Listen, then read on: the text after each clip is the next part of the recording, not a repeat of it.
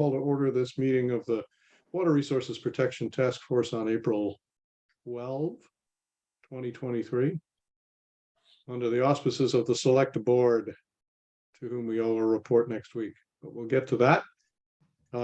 Welcome all, and particularly our hardworking public servants, Chuck Dam and Nate DeRosier. Glad you can join us. And Sue. And Sue. Any announcements from anybody before we get going? So I think DPW has a SCORE student interning with us right now. She just started for the next 5 weeks. So that's part of the school, what they do for their senior year. Right. So I think she was going to be joining us, Ava Argento. Oh, great. Excellent. Well, we'll keep an eye peeled. Yep. I don't see anybody by that name yet, but maybe she signed in as Tom Kehoe or something. So our agenda here calls for starting out with DPW updates. Would you like to postpone that until the SCORE intern arrives, Chuck and Nate? If there's something else on the agenda that can start first, that's fine. I'm not offended. Okay, But well, otherwise, I don't think it's that big a deal. we can start the working group updates and the survey update. Survey update is rather short, which is that we've had a little bit of response, but not very much. About 60 people have taken the survey, and I was looking for, at least mid hundreds. So I think it's time to step up the publicity on the town's website and social media page, and start the friend tell a friend process. It actually is only 5 minutes long if you skip any of the complicated questions, which you're allowed to do. And so far, I hate to try to generalize from just a few responses, but there's a pretty wide diversity of opinion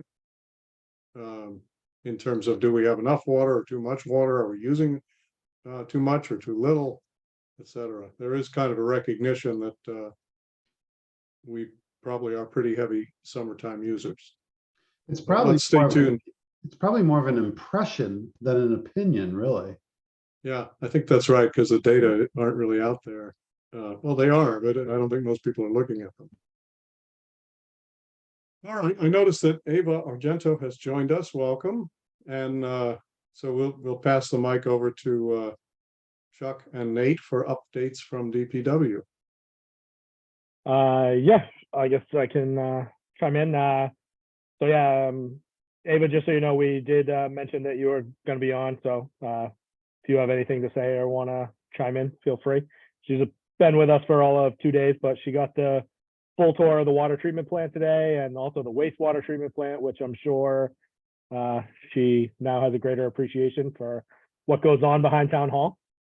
I guess, so what was on the agenda, Steve? It was UAW and Yep, PFAS. unaccounted for Okay. water, PFAS, anything aftermath of town meeting that you want to talk about? Yep. So yeah, we'll go with unaccounted for water. We have good news, so we'll start with the good news, because PFAS is certainly not good news. So unaccounted for water, you will recall about a month or two ago, one of the recommendations of the task force was to put gallons on the bill. So we bill quarterly, and it's probably in 100 cubic feet or cubic feet, whatever, which, the layperson probably doesn't know that, how to convert that to gallons, and they understand what a gallon is. So we did that. When we did that, the reporting software that Sue in our office uses to generate the bills, but also generate the reports that I use for the ASR, which is the annual statistical report, bumped some of the cells in the way where they were referencing the information and consolidated it so that there was a cell that I had been ignoring in these reports, and as far as I can tell, had been ignored for, decades, probably, whenever that software went into play, and consolidated it with the cell above it and only reported the consolidated number now.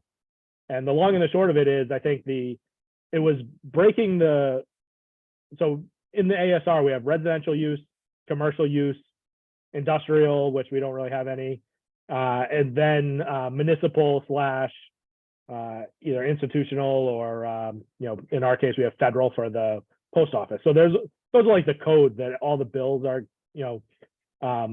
aggregated to for the purposes of that report. So under the municipal section, like I said, it consolidated those two fields. And so I said, Sue, what's going on with these two fields? Like the numbers are all wacky. And she said, no, I talked to him. That's right. The numbers make sense, blah, blah, blah. And so what it was, and this didn't happen in the residential, which obviously is, 80 to 90% of our use, but in the municipal, we have two categories. We have metered and billed, and then we have metered and unbilled, because we don't bill the wastewater treatment plant, and we don't bill town hall. We don't bill Singing Beach. We bill the post office, we bill the schools. And so the long and the short of it is we were ignoring all the unbilled uses in the ASR reporting. So it was obviously captured in the total that was reported, coming from the plant or coming from, that was picked up on the revenue side, the revenue meters, like all of your bills are based on your meter in your house. But it was ignored for the purposes of calculating that number. So as you can imagine, our wastewater treatment plant uses a significant amount of water. And to remove that from the total was basically the lion's share of our unaccounted for water, because in that reporting, it was not accounted for. But it is metered, it's just unbilled. So now that those two numbers are consolidated and I report it back, our unaccounted for water in this year was 8.7%, which is a far cry from the 20s to 30s to 40s to whatever it was, 5 years ago. So anyway, good news, kind of. Good news in that it's no longer unaccounted for. Bad news in that's a lot of water that goes to the wastewater treatment plant. And we can actually, Nate and I have actually had this on our list, and if anybody's been paying attention at select board meetings or FinCom meetings, which I'm actually, Steve, now that I mention it, I'm actually a little disappointed that we don't have anybody from the FinCom on this task force, because we probably should have. But anyway, ever since I've been here, I've been going to the FinCom, Nate as well, in our annual budget, and we've been saying we need to do a $3 or $4 million upgrade, actually 2 or 3, now it's probably $3 or $4 million upgrade at the wastewater plant. One of the systems that that is on that list, that's not crucial, but useful, is what they call a plant water system. And the plant water actually uses the effluent that we're making at the wastewater treatment plant and replaces the potable water that we are otherwise using to help the wastewater treatment process, such as spray down of our aeration tanks, of our clarifiers. All of that can be done with the effluent that we're making at the plant. Right now it's done with potable water. And so that's why our usage at the plant is huge, but we don't pay for it, from a municipality point of view. So it's, it's on the list to fix, but it's not something that we would just undertake in a one-off. It's something that would be part of a $2 or $3 million project. So anyway, it's one more reason why town should approve my $3 million upgrade to the wastewater treatment plant. And if anybody's been walking downtown recently, they probably smelled some things coming out of the wastewater treatment plant that they don't normally smell. And not that I would equate that with the need to do the plant upgrade, but we do need to do some upgrades at the plant. Yeah, So for those of you who are still puzzling over that explanation, the good news is that we located millions of gallons of what we thought was leaking out and therefore unaccounted for water. It's actually being used productively in the wastewater treatment plant. The bad news is that where that water goes after we use it, which is out to sea, I think. Out the outfall. So we're not losing it into the ground, but we're not. It's not a pure gain in terms of the aquifers and the use of water. So by all means, if we can advocate for an upgrade to that recycled water system at least, so that we can I puzzled over it. I remember looking at all the statistics. I didn't pay much attention to the municipal accounts because we don't charge for them, and but there was one of them that's called 10 Central Street, which is Town Hall, I think, or Yep. and is millions of gallons a year. And I thought, well, that must just be the fire hydrants or something. But no, Nope. I think that is the water treatment plant, West Water Treatment Plant. Yep, definitely is. Any questions about that? Yes, I have a question that I'd like to ask Steve. And that is, Chuck, how does that affect our relationship with the state? Well, not directly, but I will say, and this is probably the last point I need to make, is that water that we're using in the wastewater treatment plant is counting against us twice. It's counting against our withdrawal. So you all know we have 720,000 gallons a day that we're allowed to withdraw on the water side, but it's also going through our wastewater process and is part of the effluent that we count against us when we're going out to the ocean. So we're only allowed to discharge 670,000 gallons out the pipe on a 12-month rolling average. Right now, it's counting against us in both places, and it doesn't need to. We're definitely off the 10 worst list for Yeah, I cities guess and that's kind towns of where for I was more unaccounted wondering. for. Yep. I mean, the state hadn't really been knocking down our door about our unaccounted for water. You know, we have made progress even before this. And so I did go back and look at least the last 2 years, and it wasn't as impressive. I think a couple of things. One, you remember last year we had the drought, and you know, there was a lot of higher temperatures. And so I think we were using more potable water even at the wastewater plant over the last 12 months to a quarter, or I should say 4 quarters. But in previous years, it hadn't been so bad. So in previous years, we were still around 19-20% unaccounted for. But yeah, it wasn't 30% or whatever that we were reporting. I see questions from David, from Lynn, and from Ann in that order. David? So I have 2 questions, Chuck. Yep. One is, I think in your first statement, you said the effluent accounted for 8 to 9% of the unknown portable or drinking water supply. Yep. If we were to use the effluent at the sewage treatment plant instead of the portable water, would we then save 8 or 9%, or would it just be a smaller portion? So on the 8.7% total unaccounted for water now is we are accounting for the, you know, roughly 10% that, you know, I'm saying is going to the plant. To put, you know, actual numbers on it, we withdraw about 230 million gallons a year from the pond and the well, and we make water and send it into the distribution system. The amount that is metered at the plant is around 23 million gallons a year. So it really is 10%. So yeah, we would technically be withdrawing 10% less from the gravelly pond and the well. Now that fluctuates year to year. Like I said, last year was definitely a heavy year at the wastewater plant because of the drought and because we needed to operate those systems more to keep up with, you know, issues within the plant, but not, you know, but you can definitely count on tens of millions of gallons a year that we would no longer need to be withdrawing. That is huge. And my second question is, if we were to use effluent as part of the process, a secondary cleaning process, I think that's what you said. If we were to use effluent instead of clean water, would we have this stinky smell that we're experiencing today downtown? No, so they're unrelated. So the effluent that comes out of the plant, believe it or not, is very clean, and it's odorless. We do hit it with chlorine before it goes out the you know, out the outfall, but the issue that we have right now is actually a biofilter air handling problem, not a water/process problem. Okay, thank you. Okay, Lynn, you're next. I already have my questions Answer. answered. Excellent. Ann? You're muted, Ann. Oh, yep. Okay, Chuck, we Mhm. just had a town meeting. Yep. how do we get this fixed?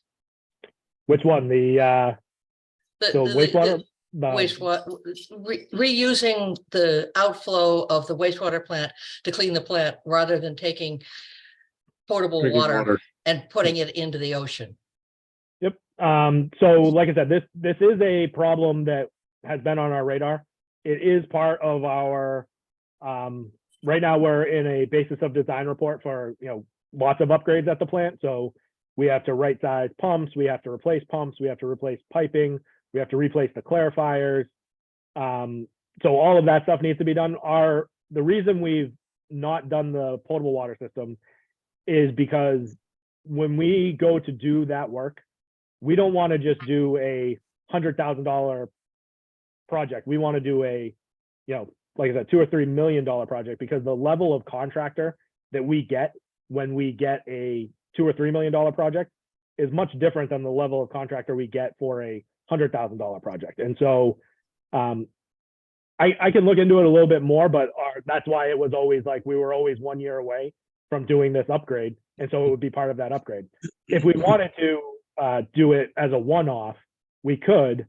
But like I said, I'm very concerned about letting, Joe Schmo contractor in there when we really need, ABC contractor in there that, knows what they're doing. It's a very subtle thing, but maintenance of plant operations is huge. We can't have any of our processes go down.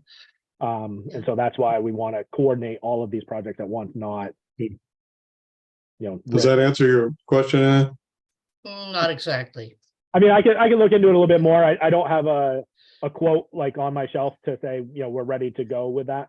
So I can at least go that far. But Yeah, we do have some money, but I don't know.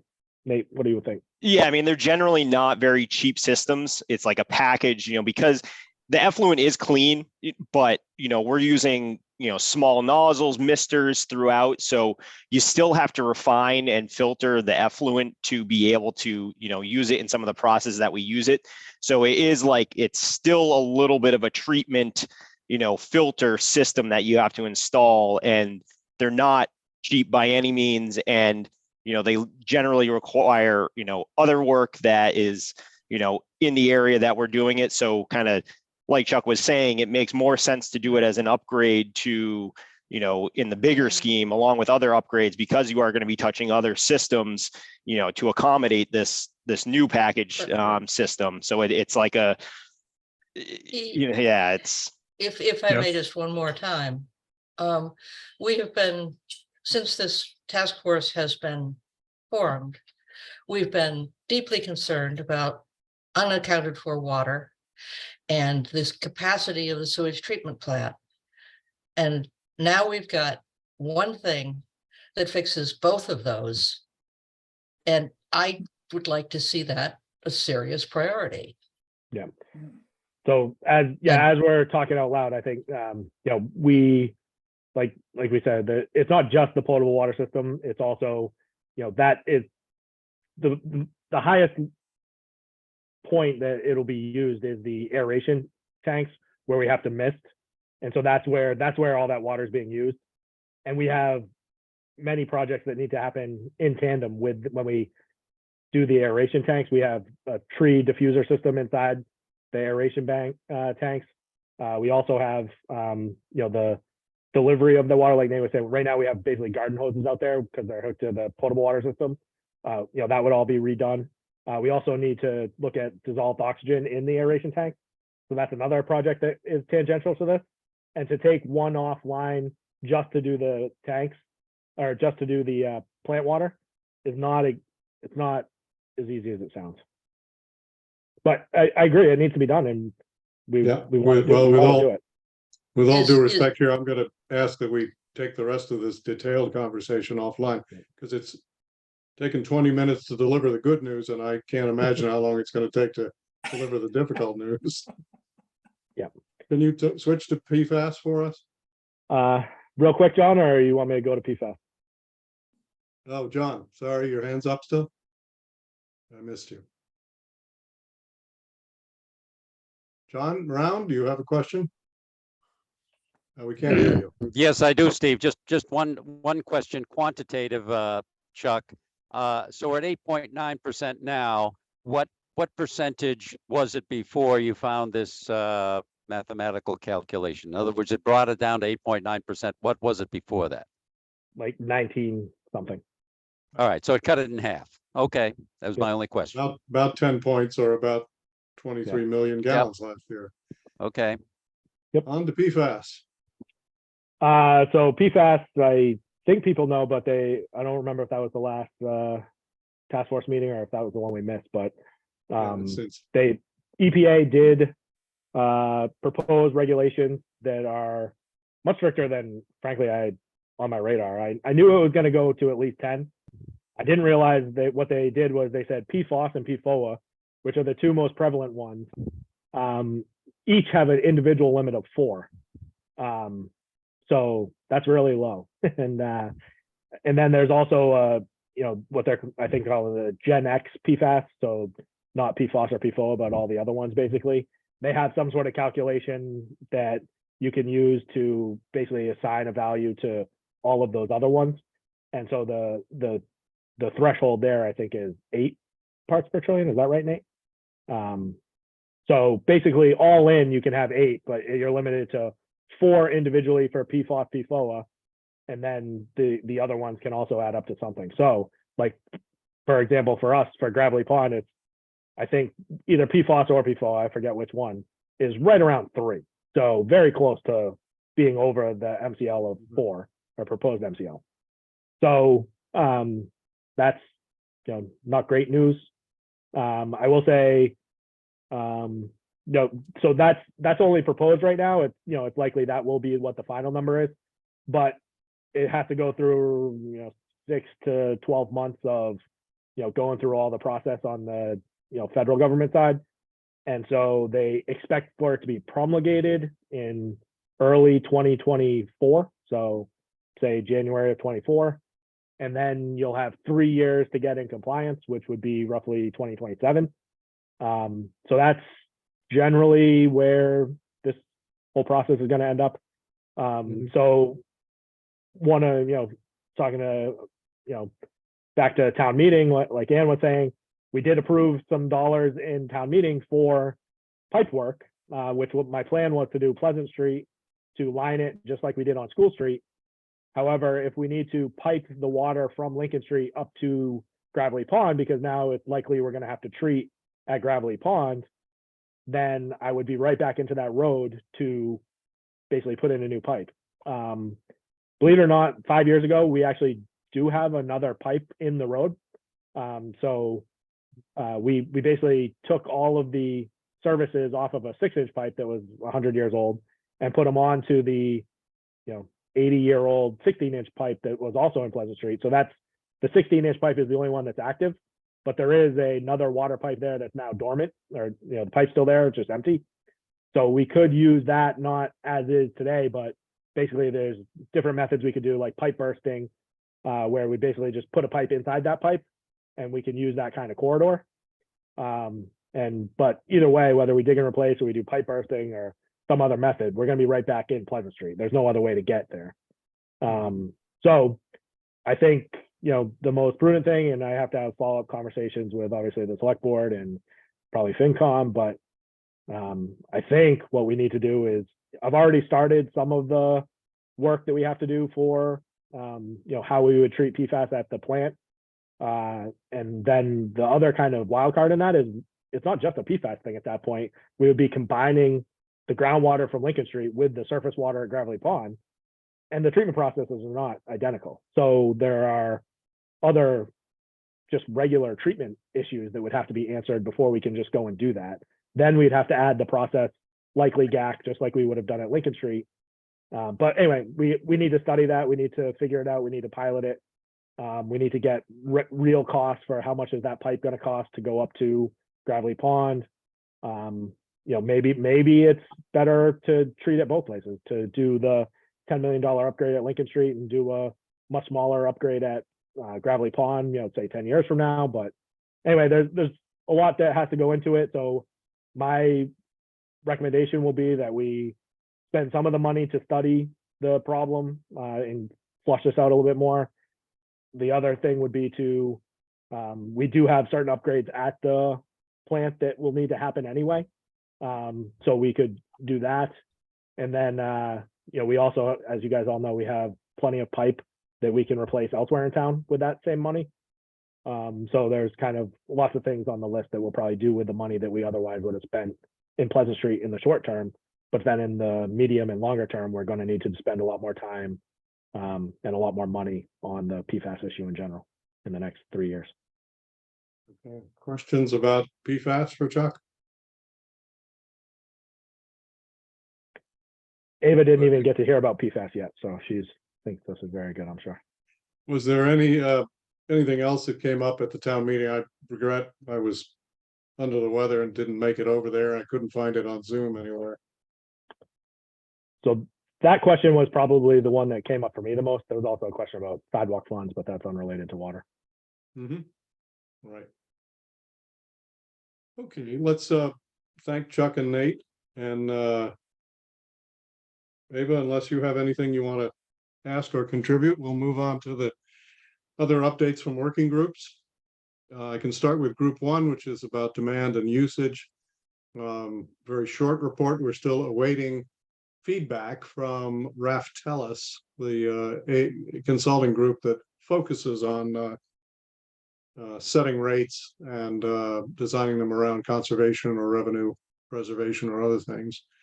But as soon as we get that, we'll incorporate his reactions. He has all the analysis that we've shared and presented to the select board. He also has the model that I built based on our last 7 years that we can use to predict what happens to revenue with rate changes depending on what we assume for demand.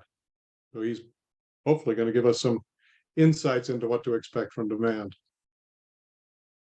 Group two, which is sources, and I have one small update there, which is that the DEP has accepted a modified proposal from the town of Hamilton for the paving of Tobacco Road.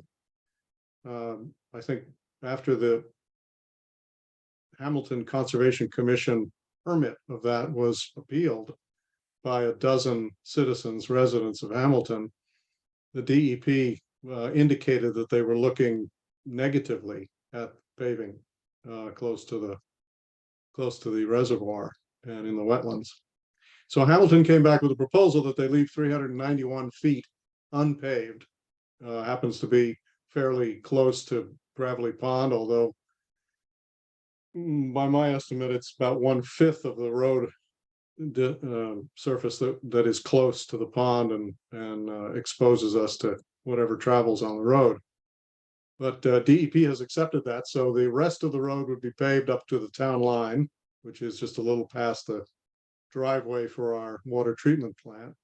And those 391 feet would be excavated and have a full depth gravel restoration. I think their goal is to have a road you can drive without encountering anything like the muddy potholes that you now encounter in Hamilton. Although, that, as I said, that 390 feet will remain some kind of gravel surface. The citizens in Hamilton have determined that they're not going to appeal this any further. Frankly, they're out of money, and the work has been done mainly for our benefit as the people who drink that water. So I thanked them enthusiastically for what they've done, and consulted with Scott Horsley about whether there's any other recourse for us. And he doesn't think there is, since the protections at the state and federal level for what's called Zone A, which is where the road is very close to within 100 feet of within 400 feet of the water supply. Those protections largely determine where you're going to put water supplies rather than what you can build after the water supply is in place. So there's really not a route for us to take any further action other than to talk to Hamilton. So one of my notes here is to ask Chuck and Nate, if you don't mind, as you have conversations informally with Tim Olson and other folks in Hamilton, whether you would mind just inquiring about what their timetable is for this work. Yeah, no problem. I'll let them know. Thanks. It's unclear whether they have the funds. They did at one point have them. They had financing bonded, but I suspect that their deadline has passed and the financing situation has changed considerably in the last 8 or 9 months, as you all know. Anything from group 4 on contaminants beyond the PFAS update from Chuck? Okay, I told you about the survey. And I think we'll get to many of the questions from team 6, which have to do with governance, responsibility, and accountability in just a minute when we start talking about what we're going to report to the select board next week. Anybody else have anything updated? Jeff, go ahead. You said the goal is to pave the road. I've actually lost track. What is the goal? Why do they want to pave that?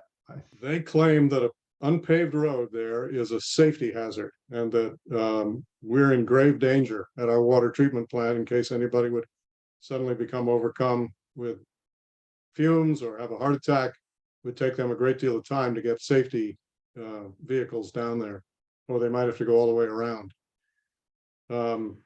In truth, I think we've been relatively self-sufficient there and knock on wood, free of major accidents. But that's the stated reason, it's public safety. The When I road is was with that unsafe. Chabaco group, I thought I remember them saying that they wanted to develop something down by the old dump or something like that. But I don't know. I've not heard that. There was a proposal to develop right out on 22, 133 Essex Street, but the Hamilton Planning Board torpedoed that. Yeah, no, appeal. something down toward the dump, I thought, but I Well, just, it certainly makes it more attractive to develop some of the land that isn't owned by Manchester to have Tobacco Road there. Although, My conversations, they've never talked about developing, at least not at the DPW level. The one of the things ongoing maintenance, but this was, at least as originally envisioned, part of a much bigger, they were redoing the whole road. So not just the unpaved portion, but the paved portion as well. So they were just basically adding that on, and then they were eliminating a maintenance issue that they have with the gravel road. So, and they do have to, go out there. There's the Rod and Gun Club, and then there's their solar facility now, which used to be their landfill. So, they do need to go out there for, legit purposes, but anyway. Yeah, and I think they have a brush dump there that the town maintains, so they use the road for delivering that stuff. Yeah, Steve, 2 things. One, that the water treatment plant, even though it's in Hamilton, is a box alarm assignment for Manchester also. So Manchester does respond up there. And secondly, just with groups 1 and 6 together, we did have the second water meter presentation, just as far as working groups. You want to give us a couple sentences on that? I also missed that one. Well, let's just say that there's an awful lot of information that I had no idea about water meters. So Chuck and Nate, it's all up to you. But those Yes, folks are also interested in giving us a pilot test. Is that? Yeah, they are. They are. Okay. So now. So we have I two- was gonna put in a pitch, Steve, for anybody on the task force that wants to be part of that kind of pilot. We kind of should get it going whenever. Yeah. You'll see in the recommendations, I'm envisioning it as just a 6-month pilot, so we could get a few months of, warm weather and conceivably drought conditions, and a few months of cooler or cold weather, enough to, collect impressions about whether it actually makes any difference, and of course, in 6 months, we'll know whether or not it works well for us. Thanks, Tom. And thanks to the rest of you who went through that. Are there other candidates, Chuck and Nate, that you think we should see? I mean, I'll leave it to Tom, and Sue's been on both of them. Jeff, I mean, I think you've seen kind of what there is out there. There'll be others, certainly Census is who we have now. There's a couple others on the, that, would love to come in and talk, but I think you guys get the idea. I know it's riveting, but we can probably stop it too. Well, the first one is riveting. The second, third, and fourth may be a little less. Is there, I thought they were both adequate. I thought they were both similar. I thought the second one was a little better. And did Chuck and Nate experts have any insight there? Is there any reason to go any further? I don't think we need to go further. I think what I'm really most interested in is how you all or others in town actually use the interface with the customer. Because, I can send a bill from any different software or, any different, but if you guys are actually going to use it and you like the way it works, that's more important to me than, how it's actually done at the meter. So doesn't that mean that our trial has to be 2 trials? Like I get a meter for 3 months or 6 months, and I get another meter for 3 months or 6 months and tell you which one I like better? Well, I mean, I was thinking that, as long as whoever participates in this pilot is willing to give feedback to, the task force at large, but, specifically me and Nate, I would take your words for it. If, Jeff, if you said, you had the Neptune one and, you don't like the way their, thing works, but then the other 6 people that had the Census one were like, that's the best app I've ever seen, that'll pretty much tell the story. Yeah, I could also go look at their app too, and as I'm more educated, so that makes sense. Yeah. Thank you. And maybe, there's a show and tell with, whoever These the one blitz person in- is on the, go ahead, sorry. You can do both of these pilots in parallel, is that correct? Mhm. Assuming you have enough volunteers. Yeah, I mean, that's what I was thinking, but Well, that's what I'm thinking too. I think most of us here are thinking that, Yep, so like a half dozen on each. or more. I was thinking more Yeah. like 10 maybe, but I don't know. Yeah. How many do you need, Chuck? I'm sure if I tell them that we're interested, they'll give us as many as we want, or, Yeah. with Okay. a token amount. Yeah, you think of it like a focus group, there's going to be some people who are, quite attentive and using it and talkative about it. And then there are going to be some people who are interested at the beginning and just kind of fade out. Ask him for 1,200 on one and 1,200 on the other. A really big pilot test. I like that idea. All right, can I switch gears now to a version of the recommendations, which I'd like ideally for everybody to look at and even to have a vote in favor or against. I've tried to put these in simple, concise terms that we could present relatively quickly to the select board. So can everybody see that? Let's see if I can get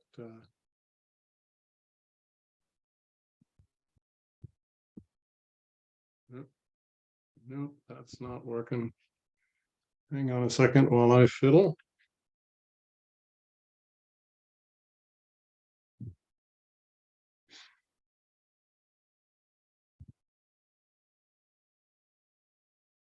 Let's try this. You now see the slide as a full page. So the first recommendation is about how to actually implement, how to make any use of the rest of this stuff that we come up with, the recommendations we make. And I elevated it to the pole position here because without this, I think what we're going to have is a report that kind of sits on a shelf, which we said from the get-go is the opposite of what we're about here. So it would be to create, this is the select board would create ongoing responsibility and accountability within town government for preserving quality and quantity of Manchester's drinking water. Presumably a volunteer role, and these volunteers are tasked to ensure implementation of all of the new policies and practices that get approved by the select board after they're recommended by us. And I have had a few discussions about how to constitute this. And I suppose there are a number of options, but I've picked out two of them here for us to discuss. And then I'll shut up and let you talk. Option A is to create a new board, a small one. This is modeled on what Belmont did. Since they also didn't have a water and sewer commission anymore. They create an advisory board with 3 members appointed by their select board with staggered 3-year terms, a small budget, and some part-time staff support. Option B would be to find some way to delegate these tasks to something that is already standing. And one of the obvious candidates is the Sustainability Committee, which already has as one of its missions water conservation, although much of their focus has been on composting and other things. And I believe they would need a couple of additional members. They would need some budget and some part-time staff to do this. So give me some reactions to that, please, or to other options, and to the idea that this, this should be the lead recommendation. Steve, I like option A because then it becomes either a water advisory board or a water authority with people who are just concerned with water, and they will have more time and more dedicated time to take the recommendations of the task force forward, rather than being one of 4, 5, or 6 different ideas that the Sustainability Committee would be working on. Thank you, Tom. Others agree, disagree?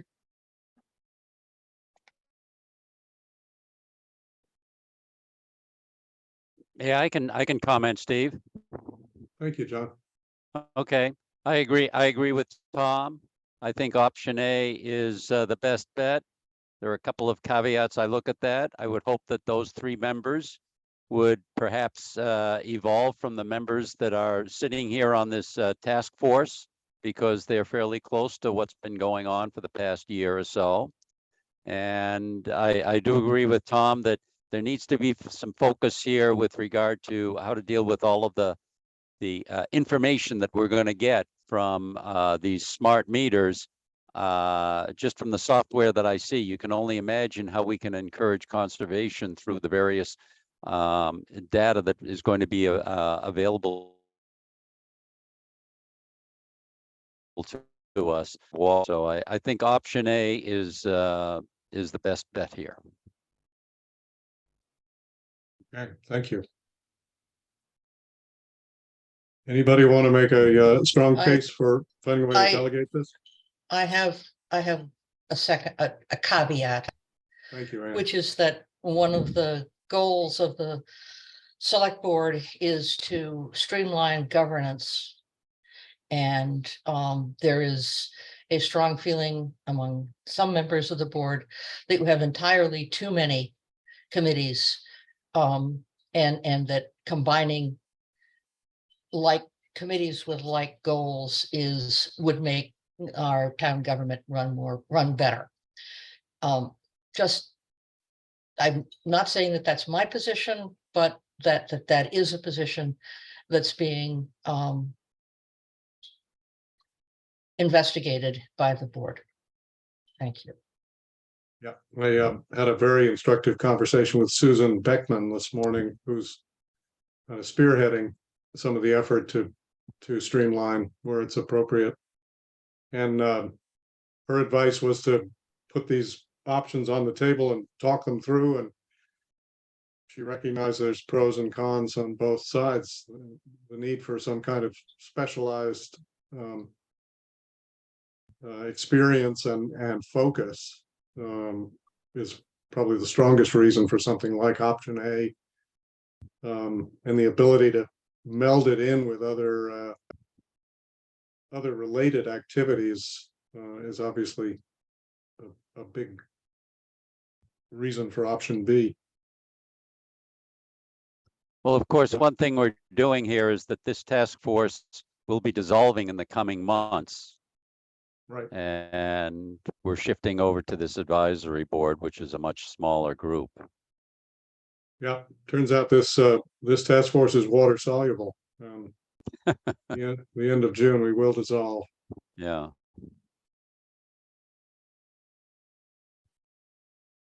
Which, just to rewind the tape a little bit, one of the reasons we are a task force and not a kind of reinstatement of the original Water Resource Protection Committee from the 1990s is that the select board has been concerned for a while about having too many boards and commissions and too few volunteers, which makes a lot of sense. I did point out to them that I didn't have to twist too many arms to get quite a powerhouse team on this task force, which I'd like to think reflects my leadership and personality. But in truth, it represents how important this subject is to many of us. Steve, if I can just add a comment as well, I think in support of something like option A, we know there's a lot of work to do with our neighboring towns and things like that, and having a dedicated committee working on that, and with a name that suggests to outsiders that this is focused on water, and may put some authority behind it as well, and help them be more effective. Thank you, Gordon.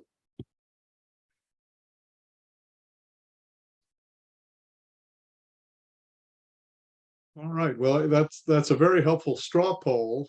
I guess it would be also helpful to just take a more or less formal vote here, if we could, on taking forward this recommendation that the select board create ongoing responsibility and accountability within town government. And with our recommendation that it be a small advisory board working for the select board, but essentially designed to relieve much of the workload they would otherwise face from our recommendations. Can I? I'll move your motion, Steve. Thank you. Is there a second? Second. Thank you, David. Moved and seconded. All those who are members and not alternates, or alternates if your member isn't here, please indicate your agreement by raising your hand. All those in favor? I count 1, 2, 3. Gordon, yes. 4, 5, 6. And those opposed? None. Okay, thank you. As Joe Flatley used to say, as the moderator, it's a unanimous vote, and I so declare it. I think I've heard that before, yes. All right, back to our show already in progress. Steve, So I think the- it was just because everybody wanted to work with DPW so much is why. That's what, Everybody went we through. didn't advertise that they'd be able to work with Chuck and Nate, but I think now that they know it, everybody's gonna want this. In fact, Yeah, we didn't know. That's not quite fair, Chuck. We didn't know how good you we guys. didn't know, that's right. Although Susan Beckman said one of the issues in town governance is that everybody wants to talk to Chuck Dam. Often with the same question. So I do like to talk. These other sort of second recommendation is all of the policy and more specific process changes. And these are just kind of headlines for the 7, but I'll just read through them and then take you through some detail for each one.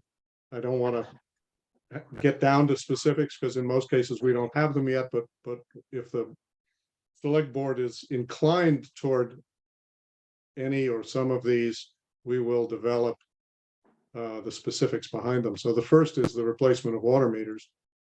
Second is changing to water rates to encourage conservation. The third is putting in place programs and initiatives to educate and make people aware of conservation. The fourth is helping Chuck with this monumental task of developing alternatives for remediating the Lincoln Street well. The fifth is installing and managing some monitoring wells for Gravelly Pond. The sixth is enacting into proposed zoning bylaw changes, I guess, the new overlay protection districts for Gravelly and Round Pond wells that Scott and Dana are recommending to us. And the seventh is to really get going on a dialogue about watershed protection with Hamilton, Essex, and Wenham, which includes, of course, our landfill and their landfill, capped landfills, as well as any development in those areas, which would include, of course, Gordon College's development plans. Are these prioritized? No, I haven't prioritized these. I said these are all what I would call urgent. I'd expect action on all of these. We would recommend action on each of these within the next 12 months. Now, you can't completely enact all of the changes that each one implies, but let me run through the specifics quickly and you'll see. So the select board, with our recommendation, would choose a water meter vendor or two and administer a 6-month pilot test of ultrasonic meters with digital real-time reporting and user apps. At the end of 6 months, collect that information and authorize, the select board will authorize replacement of all water meters on a well-designed budget and timetable. Second is to change water rates, and the normal opportunity to do this is the end of June, to reflect the overall need to conserve based on our analysis and modeling. I imagine, and we've talked about in teams 1 and 6, several phases of changing and increasing rates to deal with things like deduct meters and the tiers and the possibility of a fixed charge as opposed to just variable cost. So there's need to design those phases of changing and increasing rates. And they should coincide with citizen education and awareness of water conservation, which is the polite way of saying, let's not drop a huge price increase on people without telling them why and giving them a chance to think about their alternatives. This obviously would emphasize accounts that use the largest amounts of drinking water in summer months, especially during droughts. 3 is to just step up the education and awareness efforts through the town. Begin by utilizing what we have, greenscapes and other existing sources, Salem Sound, whatnot, of materials and training. And here again, we would probably emphasize accounts that use the largest amounts of drinking water per capita. So, we need to adjust multi-family accounts, multi-unit accounts for that.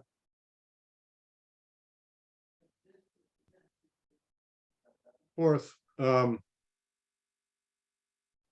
this is clearly squarely in Chuck and Nate's court, but I think we can help by broadening the issues that we look at around these alternatives for remediating the PFAS contamination in the Lincoln Street well. So we could help model the outcomes, the capital and operating costs, and more particularly what it means for the long-term strategy of drinking water. And I still think, and I think I'm curious about your opinions, that there is a third alternative beyond filtering Lincoln Street well on site right there behind the high school, or piping it up to Gravelly for filtering up there. And that third alternative is to replace it with a well of adequate capacity in a much cleaner place, i.e. The far side of Round Pond, which could be roughly at, or it could actually be, the tubular well field. It's not a simple, slam dunk kind of solution, but I think it's worth considering as a third alternative. And obviously, as Chuck said, it's best to try to integrate this with accelerated replacement of the oldest drinking water mains. Monitoring wells for Gravelly Pond, that seems fairly straightforward, and we have a budget of $30,000 and perhaps some carryover from this year, which we should be able to make work. for installing these in the right places and keeping track of them. They'll not only detect contaminants, PFAS and others, they'll also help us understand groundwater movement more exactly. The overlay protection districts, we have Scott's final report now, which includes his mapping of groundwater and surface water, which really does fill the gap that he left, acknowledged he left in his 1990 study. And I think those, we could aim to have amendments to the zoning bylaw for those for next year's warrant. And finally, get some meaningful dialogue going with elected officials as well as volunteers and town staff in Hamilton, Essex, and Wenham about protecting the shared watershed and aquifers. The key risks to emphasize are the capped landfills and further development. So let me flip back to the headline page and give me your reactions. Is this too much to bite off for 12 months? Should we be realistic and prioritize them? Are some of them not as urgent as others? What do you think?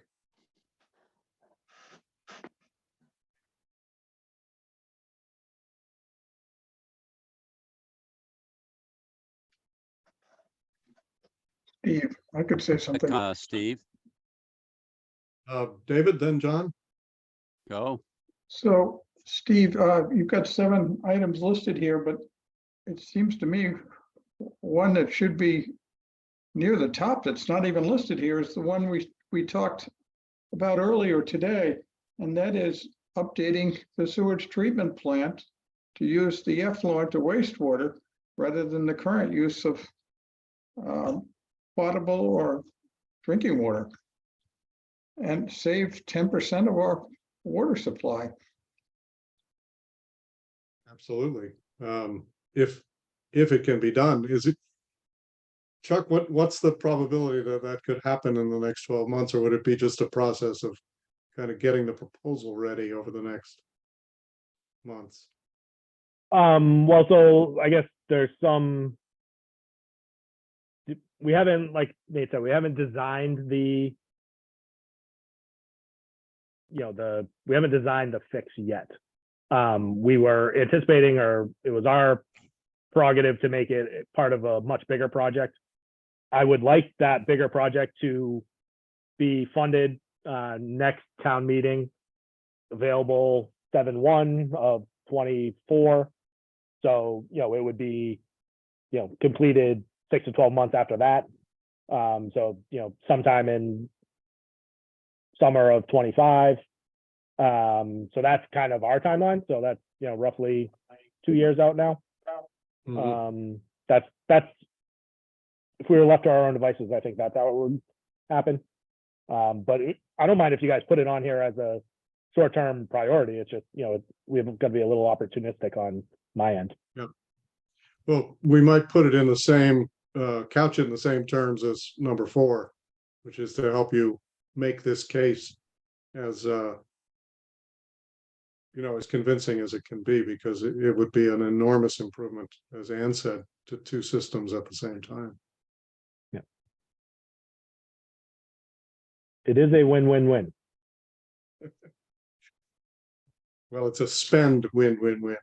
So I do have another comment, I guess, that's kind of related to that number 4. And I guess I'm being a little presumptive when I say that we're gonna, we are going to look into adding treatment at Gravelly Pond for PFAS.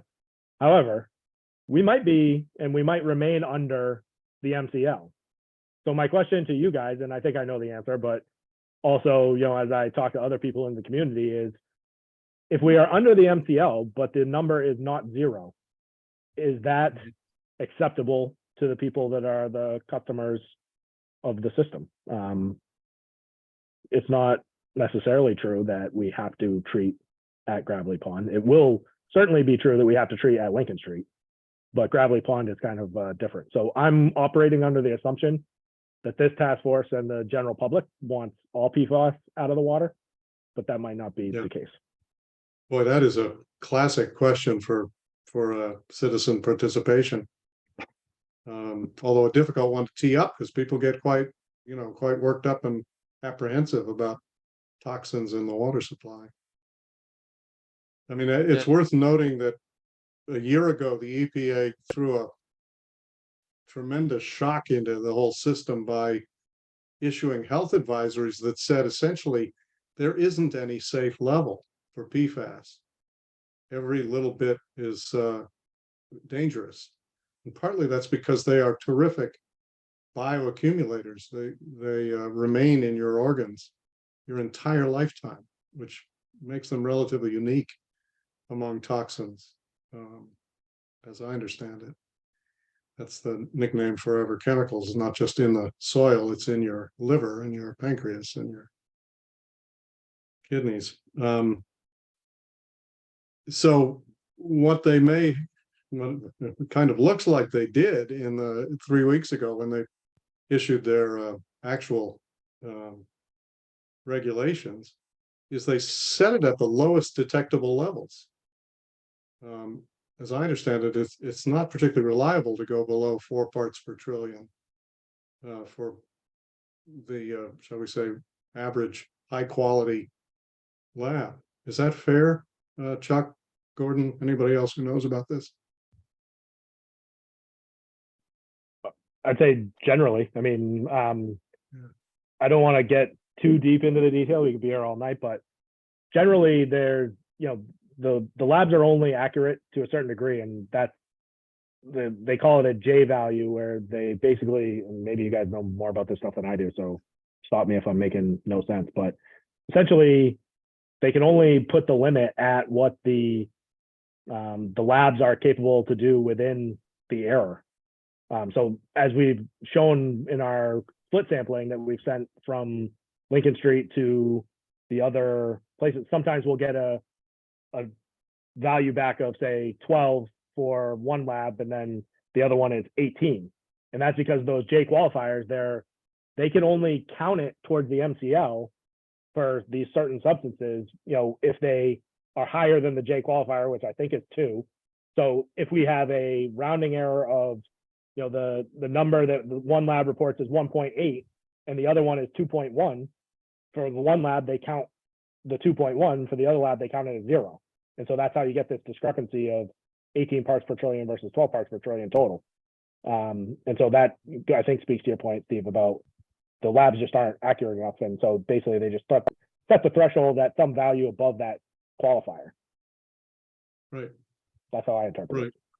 It's also worth noting that the EPA has held back from putting any regulation or health advisories on the other, between 8,000 and 15,000 PFAS compounds, depending on whose count you rely on, because there's no good clinical research on most of them. These are not, as somebody remarked 3 weeks ago, these are not like nicotine, not a single toxin that you can study and put limits on. They are thousands of different chemicals, some long chain, some short chain, that have in common this unusual bond of carbon and fluorine. And for those reasons, I mean, you can probably tell if it were up to me, I would say, let's get rid of all of it, or as best we can. But I think it really is a question for citizens because, we've always had the option of installing our own GAC filters in our kitchens or refrigerators or wherever we get our drinking water. It's not prohibitively expensive, not simple, but not that complex. I don't know. What do other people think about this?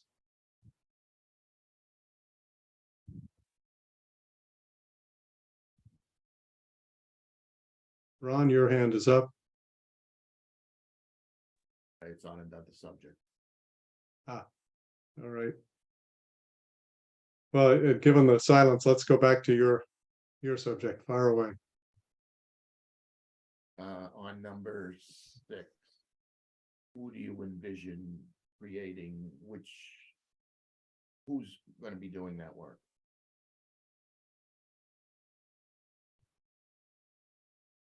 Well, if we have a 3-person water advisory board, I would think they would do that by working with probably our new town planner.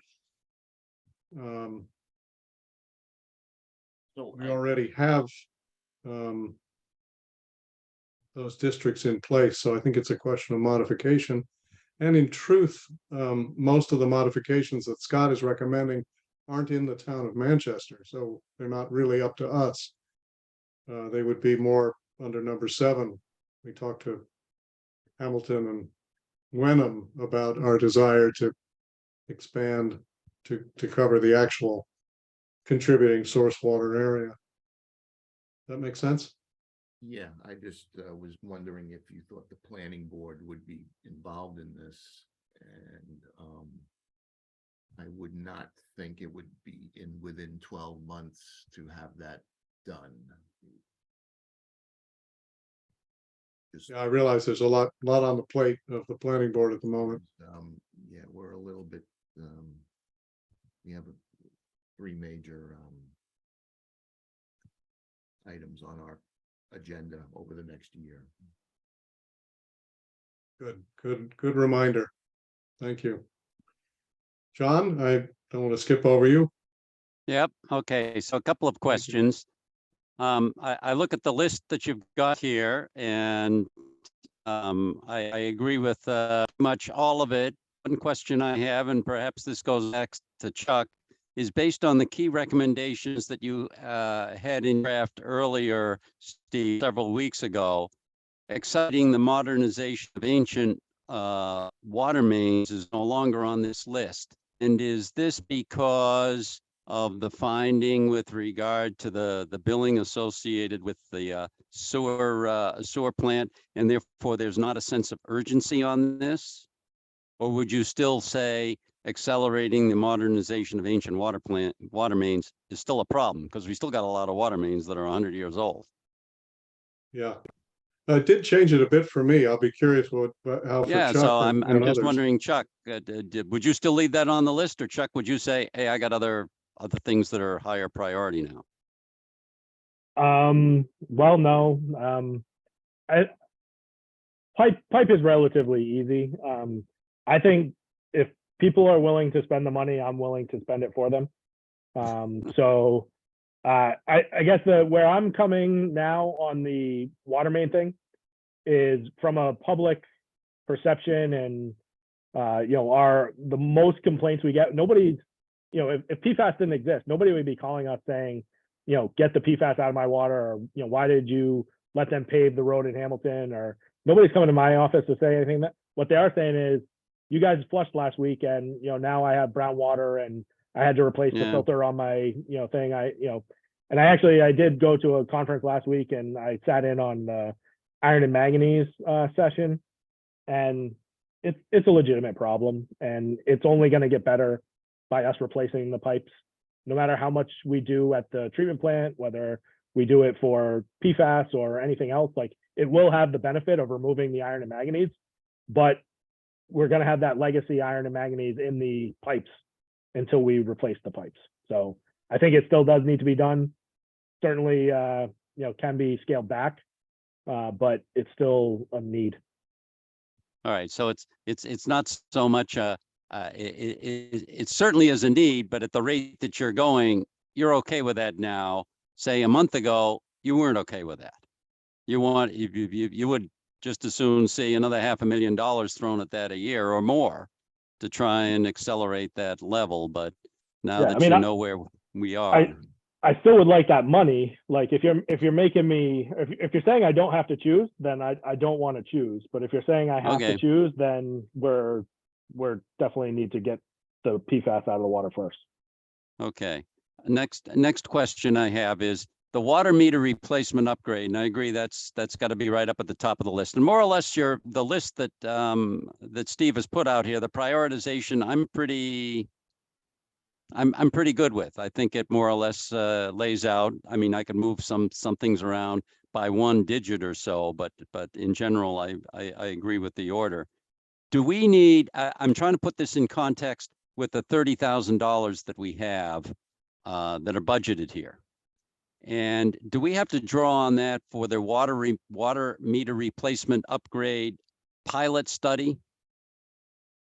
Or can those costs be absorbed by the monies that you have set aside in your regular budget for dealing with water meter replacement in general? What's is there a cost associated with that this budget would have to absorb? So I haven't heard back from Neptune yet on if they're going to charge us or how much. The number from Styles was like $2,000, so I'm not It's not overly much. concerned about that. No. That's kind of within my budget now. Yep. Again, if you're going to offer me $2,000 out of your budget, I'll spend your money first. But Okay. either way, it's All right. cost prohibitive. All right. So it's one way or the other. It's only just a few $1,000s and probably not a driver in terms of our decision with regard to the 30,000. Okay. All right. I wanted to know that. Thank you.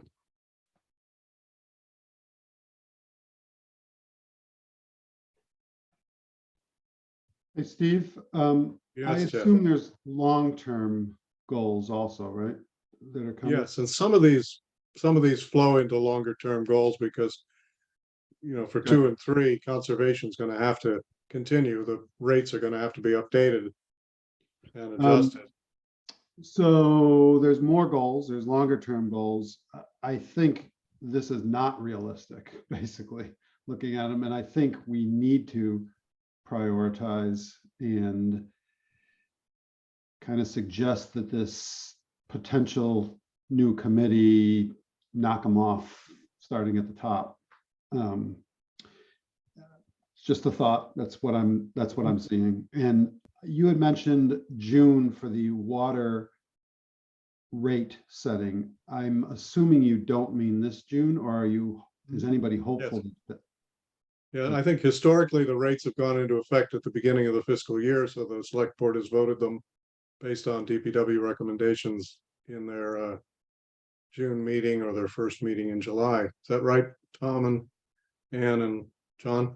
I think you're right about that, but I know that we had a discussion about this, one of our previous meetings, and that we could change that pretty much any time we wanted based upon a recommendation that could be kicked in. It doesn't necessarily have to fit with the fiscal year. Gotcha. Okay. On the other hand, if you have an alternative that's available in June, the board would probably be ready to accept it. Yeah. I would agree. Yeah, I think that's an important thing for us to do. Yeah, I mean, at a minimum, from my perspective, I think we try and make it coincide with the new fiscal budget so that it is an enterprise fund and it does need to, if we're recommending a 3% increase in our budget, we should show a 3% increase in our rate, unless we're using free cash or, reserves within the enterprise fund itself. So at a minimum, I would say we need to make an adjustment. It doesn't have to be the adjustment.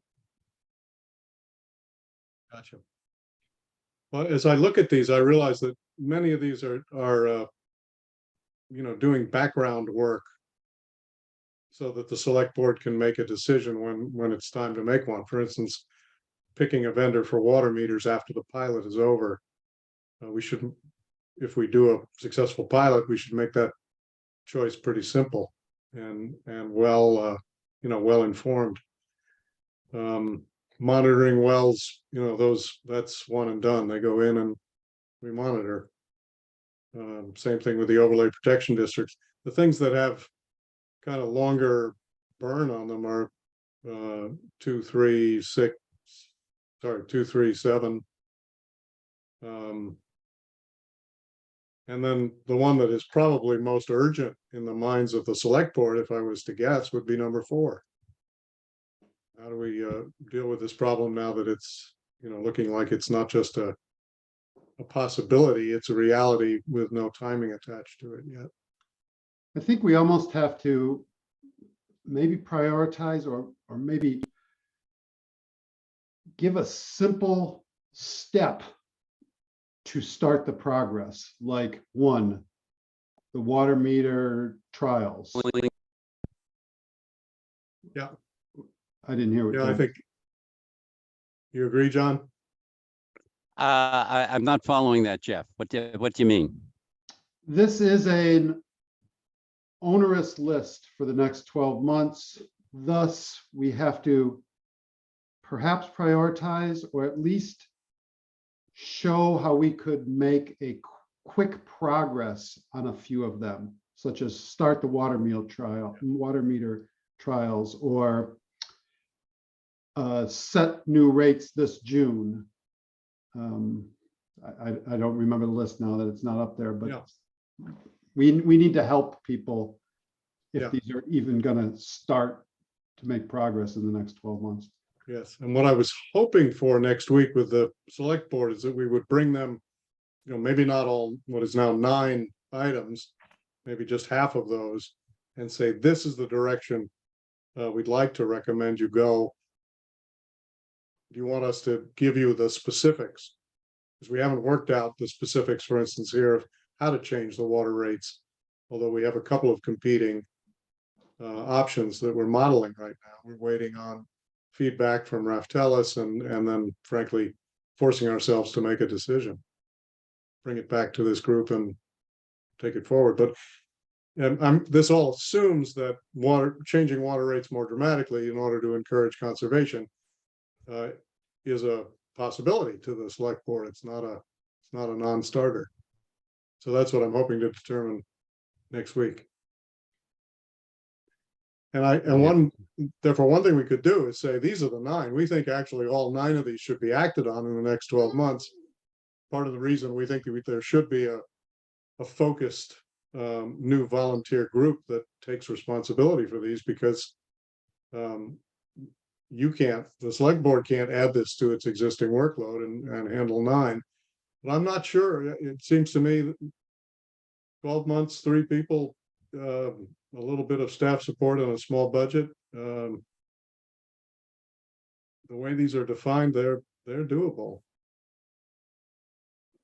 Well, it seems to me with the pilot that you want to start to assess what you're going to do with the data that you're going to get out of that, because that's going to start to feed in. Even though it's a small number of people, you can start to think about how can we manage this data to inform people about their usage and conservation initiatives, etc. I mean, that has to feed into some of this pilot. Is this pilot going to run, I think you said about 6 months? That was the idea, yeah. Okay, so by the end of the year, we'd have some data, but we've got to look at that data. Somebody's got to look at that data. I'm not sure if we get a volunteer or something. I mean, you have to start to push some of this conservation initiative that you can get out of these smart meters right off the bat. Right. Well, my limited experience with pilot tests, you always set up a relatively small number of objectives and a way that you can measure those objectives. So one would be, are people using the consumer app portion of it, and are they finding any value? We can find that out by surveying them afterwards. Another would be, will they accept more communication from the water department, maybe to flag significant changes in their usage, which we can test kind of by hand in a pilot test, and see if that form of nudging people toward conservation is going to work. And then of course we have the technical question of, is the data flowing seamlessly into where Stu Taylor needs to use it to generate bills, are the meters working, without any obvious malfunction. Well, I think it's a small number of people that are probably going to use the personal app and deal with that. And these are, people that are very focused on this. A lot of it's going to be pushed when we see certain changes, and all of a sudden people get alerts from the town that, did you know your usage is going in this direction or that direction? I think that's going to be a more significant part of that. Yeah, My opinion. I agree. Big brother. Yes.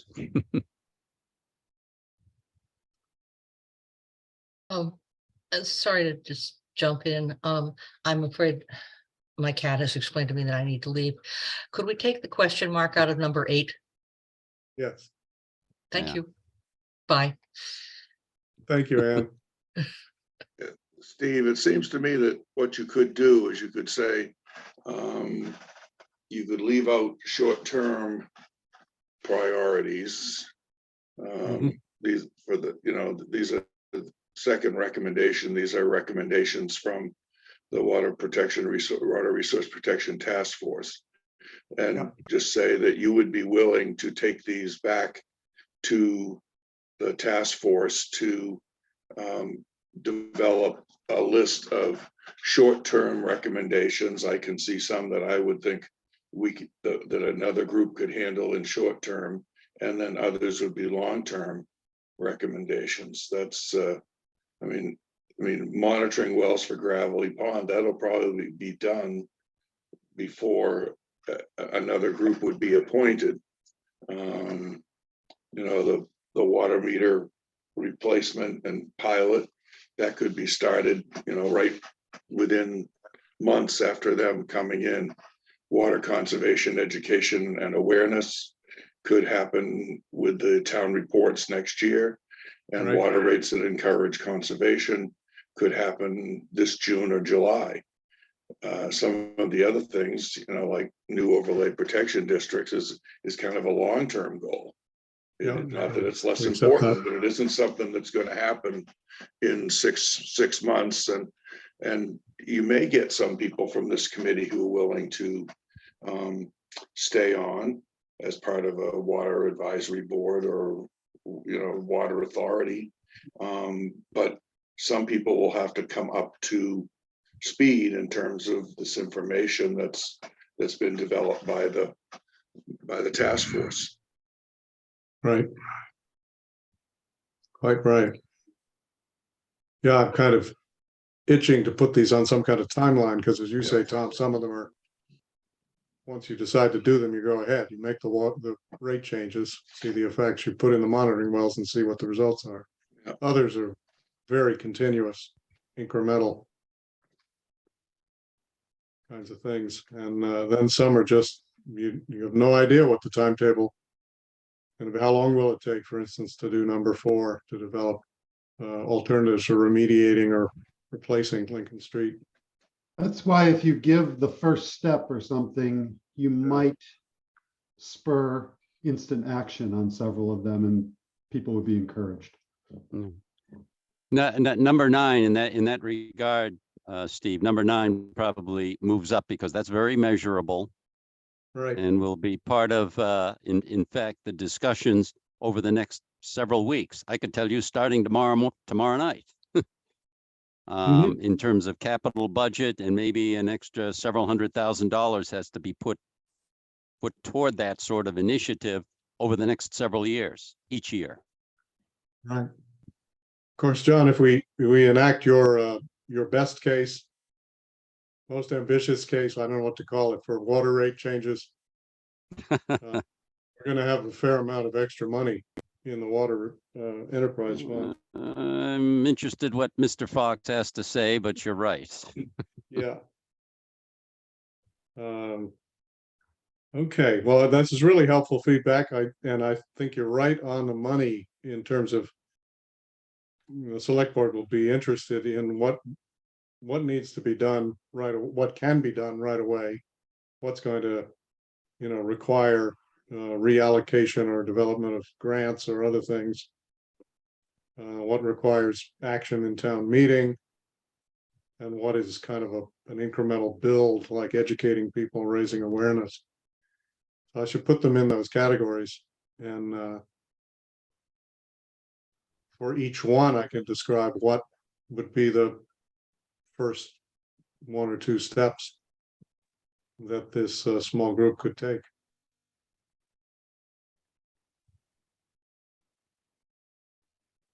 Good. And in some cases, I think we'll go back to our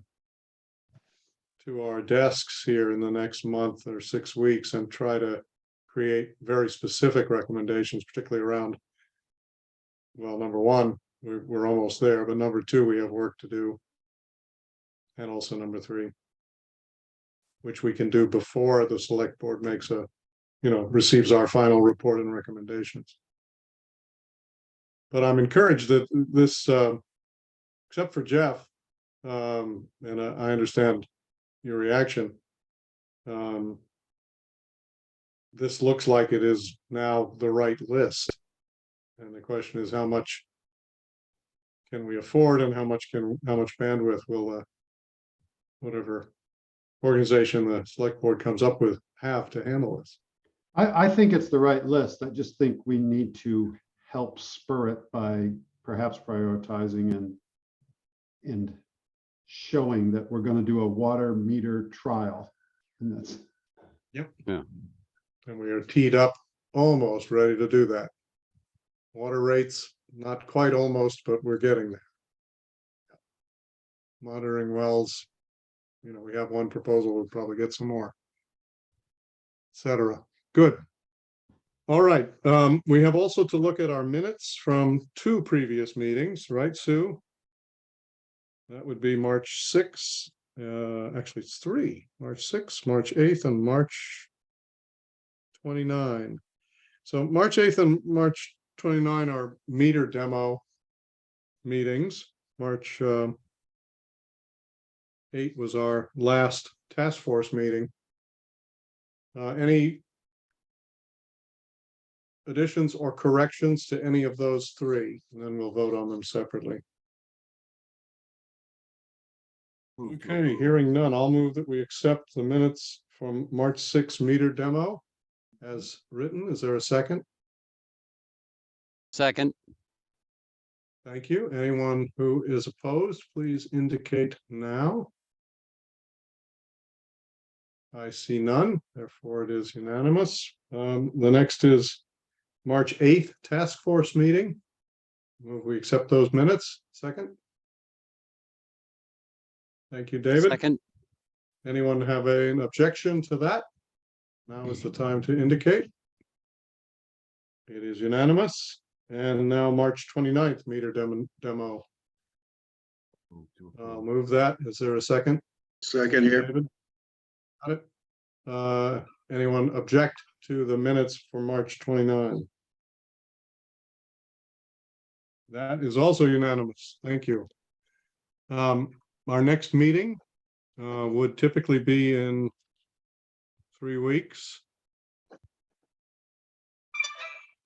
So let's see when that would be. That would be May 3.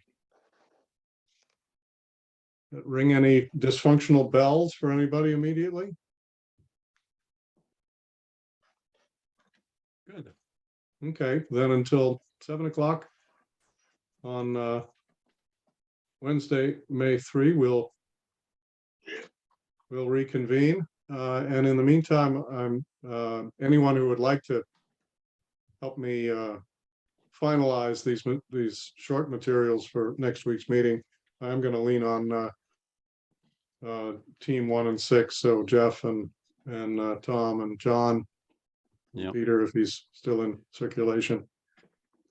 Stay tuned. But anyone else, please just let me know. Be glad to have some help. great. Okay, any other matters?